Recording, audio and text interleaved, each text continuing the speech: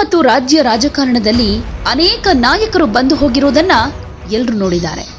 ಆದರೆ ಅನೇಕರು ಇವತ್ತಿಗೂ ತಮ್ಮ ಹೆಸರನ್ನ ಉಳಿಸಿಕೊಂಡಿರೋದು ಅವರ ತತ್ವ ಹಾಗೆ ಸಿದ್ಧಾಂತಕ್ಕೆ ನಿಷ್ಠರಾಗಿರೋದ್ರಿಂದಾನೇ ಹೊರತು ಅವರು ಮಾಡಿರೋ ರಾಜಕೀಯದಿಂದಲ್ಲ.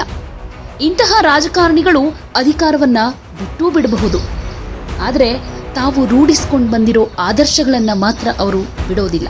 ಅಂತಹ ರಾಜಕಾರಣಿಗಳಲ್ಲೊಬ್ರು ಮಲ್ಲಿಕಾರ್ಜುನ ಖರ್ಗೆ ಅಂತ ಹೇಳಬಹುದು. लुटेरे को अगर और मजबूत करेंगे तो हर गरीब और तंग होते जाएगा, गरीब गरीब होते जाएगा और अमीर अमीर होते जा रहा है.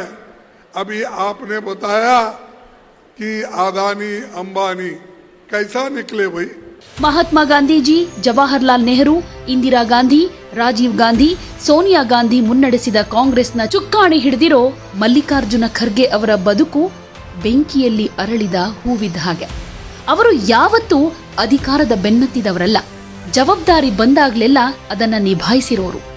ಯುವ ರಾಜಕಾರಣಿಗಳನ್ನ ಬೆಳೆಸೋ ಹೊಣೆಗಾರಿಕೆಯನ್ನ ಹೊತ್ತವರು. ಅವರು ನೊಂದವರ ಧ್ವನಿ ಕೂಡ ಹೌದು, ಅನುಭವದ ಗಣಿ ಕೂಡ ಹೌದು. ये मुश्किल है ना, आप हमको बोलते हैं, इसीलिए हम बार बार आपके तरफ देखते हैं. तो जब हम आपके तरफ देते तो फिर आप उनके तरफ देखते हैं. तो इसलिए मैं ಮಹಾಭಾರತದಲ್ಲಿ ಭೀಷ್ಮ ತನ್ನ ಪ್ರತಿಜ್ಞೆಯನ್ನ ಕಾಪಾಡಿಕೊಳ್ಳೋದ್ರಲ್ಲಿ ಸಿಂಹಾಸನವನ್ನ ಕೂರೋದೇ ಇಲ್ಲ. ಮಹಾಭಾರತದಲ್ಲಿ ಭೀಷ್ಮ ತನ್ನ ಪ್ರತಿಜ್ಞೆಯನ್ನ ಕಾಪಾಡಿಕೊಳ್ಳೋದಕ್ಕೆ ಸಿಂಹಾಸನದಲ್ಲಿ ಕೂರೋದೇ ಇಲ್ಲ. ಬದಲಿಗೆ ತನ್ನ ಮುಂದಿನ ಪೀಳಿಗೆಯ ಯುವಕರನ್ನ ಕೂರಿಸಿ ಪ್ರೋತ್ಸಾಹಿಸ್ತಾನೆ. ಆತನಿಗೆ ತನ್ನ ಪ್ರತಿಜ್ಞೆನೇ ಮುಖ್ಯವಾಗಿರುತ್ತೆ. ಆದರೆ ಪ್ರತಿಜ್ಞೆಯ ಜೊತೆಗೆ ಸಾಮ್ರಾಜ್ಯದ ಸುಖ ದುಃಖಗಳಿಗೂ ಕಿವಿ ಕೊಡಬೇಕಾಗತ್ತೆ. ಅದರ ಜೊತೆಗೆ ತನ್ನ ಕುಟುಂಬದ ಯುವ ಪೀಳಿಗೆಯನ್ನ ಬೆಳೆಸೋ ಹೊಣೆಗಾರಿಕೆ ಕೂಡ ಆತನ ಮೇಲಿರುತ್ತೆ. ಮಲ್ಲಿಕಾರ್ಜುನ ಖರ್ಗೆ ಕೂಡ ಒಂದ್ ರೀತಿಯಲ್ಲಿ ಆಧುನಿಕ ರಾಜಕಾರಣದ ಭೀಷ್ಮರು ಅಂತ ಕರೆಸ್ಕೊಳ್ತಿದ್ದಾನೆ. ಬಿಜೆಪಿಯಲ್ಲಿ ಹೇಗೆ LK ಅಡ್ವಾಣಿ ಅವರನ್ನ ಬಿಜೆಪಿಯ ಭೀಷ್ಮ ಅಂತ ಕರೀತಾರೆ, ಹಾಗೆ ಖರ್ಗೆ ಅವರನ್ನ ಕಾಂಗ್ರೆಸ್ನಲ್ಲಿ ಭೀಷ್ಮ ಅಂತಾನೆ ಕರೀಬಹುದು. ಯಾಕಂದ್ರೆ ಯಾವತ್ತಿಗೂ ಅವರು ಅಧಿಕಾರದ ಆಸೆಗಾಗಿ ಮುಗಿಬಿದ್ದವರಲ್ಲ. ಜವಾಬ್ದಾರಿ ಬಂದಾಗ್ಲೆಲ್ಲ ಅದನ್ನ ಚಾಚೂ ತಪ್ಪದೆ ನಿಭಾಯಿಸ್ತಾರೆ. ಈಗ AICC ಮಲ್ಲಿಕಾರ್ಜುನ ಖರ್ಗೆ ಅವರಿಗೆ 83 ವರ್ಷ ಹುಟ್ಟುಹಬ್ಬವನ್ನ ಆಚರಿಸ್ಕೊಳ್ತಾ ಇದ್ದಾರೆ. ರಾಜಕೀಯದ ಯಾವುದೇ ಬಿರುಗಾಳಿಗೆ ಹೆದರದೆ ಜಗ್ಗದೆ ಬಿಗಿಯಾಗಿ ನಿಂತ ಅಪರೂಪದ ರಾಜಕಾರಣಿಗಳಲ್ಲಿ ಅವರೂ ಒಬ್ರು. ಅವರ ಬಾಲ್ಯದ ಬದುಕು, ಸಂಕಷ್ಟಗಳ ಸರಮಾಲೆಯ ಜೀವನ ಕೂಡ ಅದಕ್ಕೆ ಪ್ರೇರಣೆಯಾಗಿರಬಹುದು. ಇಂದಿನ ಯುವ ಜನತೆ ಹಿರಿಯ ರಾಜಕಾರಣಿ ಮಲ್ಲಿಕಾರ್ಜುನ ಖರ್ಗೆ ಅವರನ್ನ ಮಾತ್ರ ನೋಡ್ತಾ ಇದೆ. ಆದರೆ ಅವರ ಸರಿಸಮಾನವಾದವರು ಅವರ ಕಷ್ಟಗಳನ್ನ ನೋಡಿದ್ದಾರೆ. ಚಿಕ್ಕ ವಯಸ್ಸಿನಿಂದ ಅವರು ಜೀವ ಬೆದರಿಕೆಯಲ್ಲೇ ಬದುಕಿ ಬಂದವರು.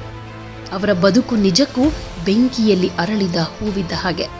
1942 ಜುಲೈ 21ಕ್ಕೆ ಬೀದರ್ನ ವರವಟ್ಟಿ ಅನ್ನೋ ಪುಟ್ಟ ಗ್ರಾಮದಲ್ಲಿ ಖರ್ಗೆ ಅವರು ಜನಿಸಿದಾಗ ಆ ಮಗುವಿಗೆ ಮುಂದಾಗೋ ಅನಾಹುತಗಳ ಅರಿವೇ ಇರಲಿಲ್ಲ. ಅವರು ಹುಟ್ಟಿದ ಕೆಲವೇ ವರ್ಷಗಳಲ್ಲಿ 1947ರಲ್ಲಿ ದೇಶಕ್ಕೆ ಸ್ವಾತಂತ್ರ್ಯ ಸಿಕ್ತು. ಆಗ ಹೈದರಾಬಾದ್ ಇನ್ನೂ ಭಾರತದ ಒಕ್ಕೂಟಕ್ಕೆ ಸೇರ್ಪಡೆಯಾಗದೆ ನಿಜಾಮನ ಸೈನಿಕರು ಸ್ಥಳೀಯ ಗ್ರಾಮಗಳ ಮೇಲೆ ದಾಳಿ ಮಾಡಿ ಕ್ರೌರ್ಯ ಮೆರಿತಾ ಇದ್ರು.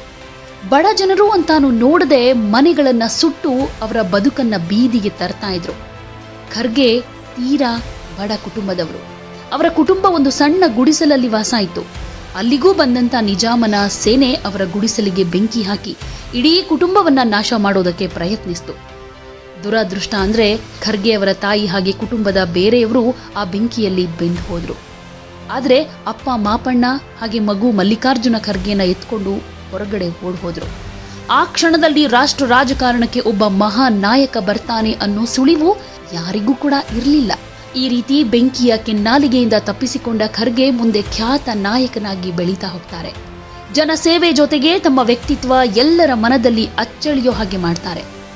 ಈಗ ಕಾಂಗ್ರೆಸ್ ಪಕ್ಷದ ನಾಯಕರಾಗಿ ಎಲ್ರಿಗೂ ಮಾರ್ಗದರ್ಶನವನ್ನ ಕೊಡ್ತಿದ್ದಾರೆ. ಖರ್ಗೆ ಅವರ ತಂದೆ ಮಗನನ್ನ ಕಲಬುರ್ಗಿಗೆ ಕರೆದುಕೊಂಡು ಬಂದು ಶಾಲೆಗೆ ಸೇರಿಸ್ತಾರೆ. ಶಾಲೆಯಲ್ಲಿ ಉತ್ತಮ ವ್ಯಾಸಂಗ ಮಾಡಿದ ಅವರು ಕಾನೂನು ಶಿಕ್ಷಣ ಪಡೆದುಕೊಳ್ತಾರೆ. ಅವರಿಗೆ ಹೋರಾಟವೇ ಉಸಿರಾಗ್ಬಿಡುತ್ತೆ.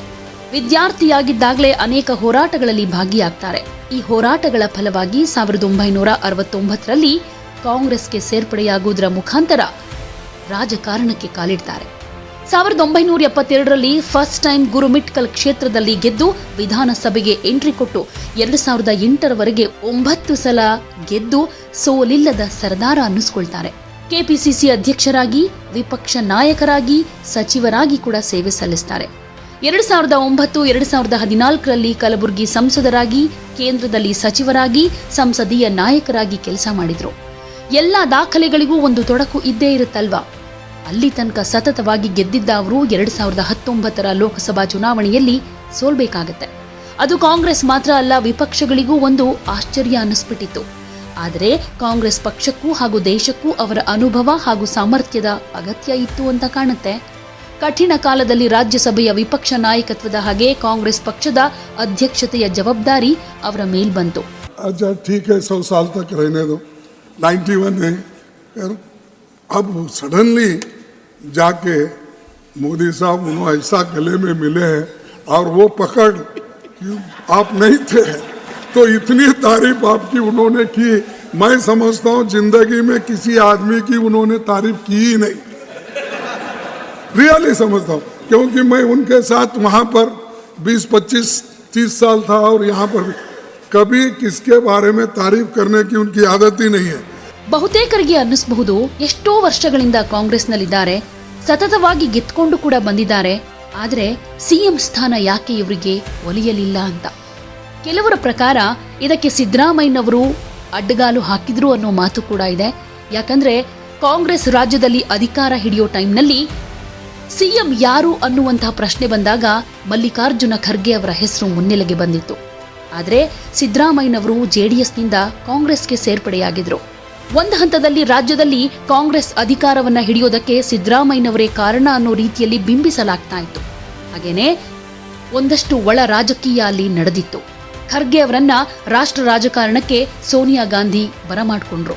ಸಿದ್ದರಾಮಯ್ಯನವರಿಗೆ ಸಿಎಂ ಸ್ಥಾನವನ್ನ ನಿಭಾಯಿಸೋದಕ್ಕೆ ಹೇಳಿದ್ರು. ಇಲ್ಲ ಅಂದಿದ್ರೆ ಆಗಲೇ ಮಲ್ಲಿಕಾರ್ಜುನ ಖರ್ಗೆ ಅವರು ಸಿಎಂ ಆಗ್ತಾ ಇದ್ರು ಅನ್ನೋ ಮಾತು ಕೂಡ ಇದೆ. ಅದು ಎಷ್ಟರ ಮಟ್ಟಿಗೆ ನಿಜಾನೋ ಸುಳ್ಳೋ ಗೊತ್ತಿಲ್ಲ. ಒಂದಷ್ಟು ರಾಜಕೀಯ ವಿಶ್ಲೇಷಕರು ಹಾಗೆ ಹಿರಿಯ ರಾಜಕಾರಣಿಗಳ ವಲಯದಲ್ಲಿ ಇದೊಂದು ಮಾತಿದೆ. ಇನ್ನು ಮಲ್ಲಿಕಾರ್ಜುನ ಖರ್ಗೆ ಅವರ ಆಲೋಚನೆಗಳು ಯಾವಾಗಲೂ ತಳಮಟ್ಟದ್ದು. ಅವರು ಜಾರಿಗೊಳಿಸಿದ ಭೂ ಸುಧಾರಣೆಯ ಕ್ರಮಗಳೇ ಇದಕ್ಕೆ ಸಾಕ್ಷಿ ಅಂತ ಹೇಳ್ಬೋದು. 1980ರಲ್ಲಿ ಆರ್ ಗುಂಡೂರಾವ್ ಸರ್ಕಾರದಲ್ಲಿದ್ದಾಗ ಭೂ ಸುಧಾರಣಾ ಕಾಯ್ದೆ ಜಾರಿ, 1990ರಲ್ಲಿ ಎಸ್ ಬಂಗಾರಪ್ಪ ಅವರ ಸರ್ಕಾರದಲ್ಲಿದ್ದಾಗ ಭೂ ಸುಧಾರಣಾ ಕಾಯ್ದೆಯನ್ನ ಶಾಸನವಾಗಿಸಿ ಭೂ ರಹಿತರಿಗೆ ಭೂ ಒಡೆತನ ಕಲ್ಪಿಸಿದ್ದು ಅವರ ಬಡವರ ಪರವಾದ ದೃಷ್ಟಿಗೆ ಒಂದು ಉದಾಹರಣೆ ಅಂತ ಹೇಳಬಹುದು.